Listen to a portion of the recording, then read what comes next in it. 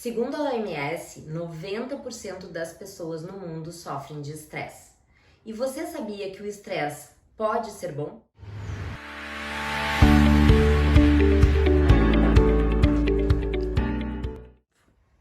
Olá! Se você não me conhece ainda, o meu nome é Fernanda, eu sou médica, especialista em acupuntura e tratamento da dor. Sejam muito bem-vindos ao meu canal. Em torno de 90% da população mundial sofre com estresse. E alguns autores ainda dividem o estresse em 3 categorias. A primeira é o estresse alerta, o segundo, estresse resistência e o terceiro, estresse exaustão.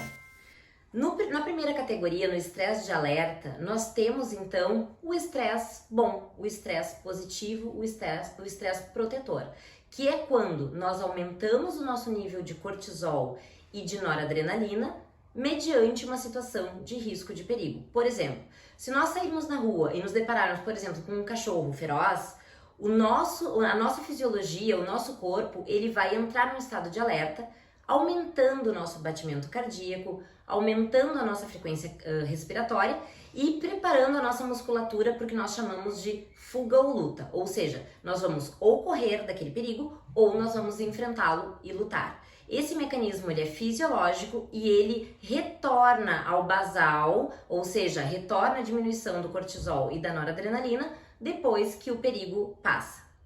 Já no estresse resistência, nós temos um período de estresse um pouco mais prolongado, onde nós vamos então ter uma situação, por exemplo, um concurso, uma promoção no trabalho, uma entrevista importante, em que nós vamos ter um tempo de preparo para isso, em que o nosso cortisol e a nossa adrenalina vão poder estar mais elevados, uma situação, por exemplo, de doença na família, e passado aquele período, então, de alguns meses, enfim, o nosso cortisol e a nossa adrenalina, ele volta também para o nível basal. Nesse período, nesse estresse resistência, nós já começamos a ter algum grau de prejuízo, então, em virtude, em decorrência dessa elevação que deixa de ser, então, fisiológica. E no estresse exaustão?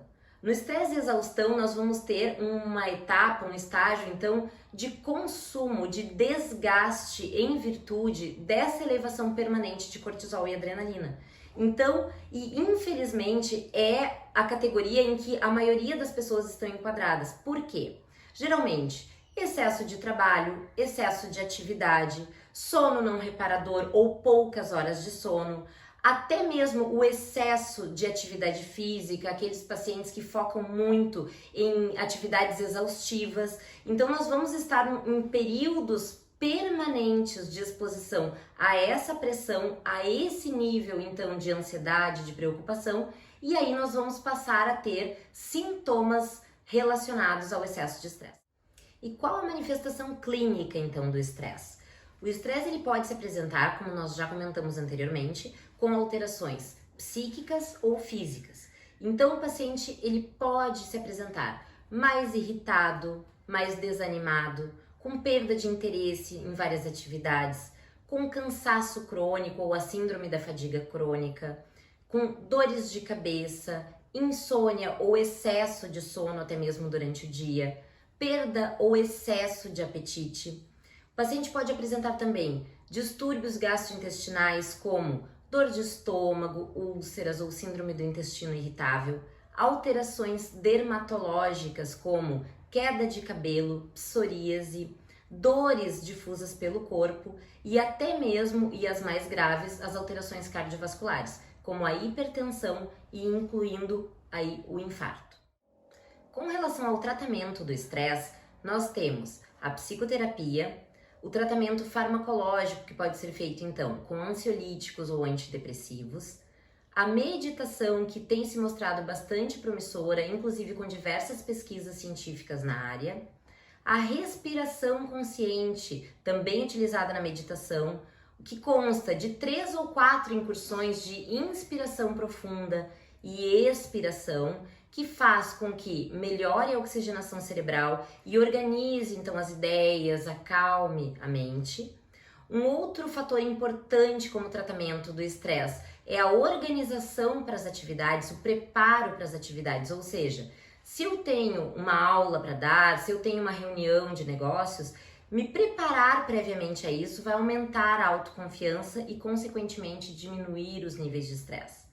Atividade física, alimentação adequada, sono reparador são fatores importantes na melhora da qualidade de vida e na redução, então, do estresse associados ou não à medicação.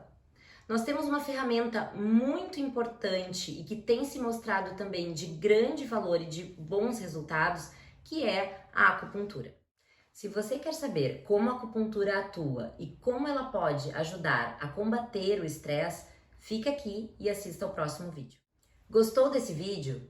Se identificou ou conhece alguém com algum desses sintomas? Compartilha, deixe seu like e não se esqueça de se inscrever no canal.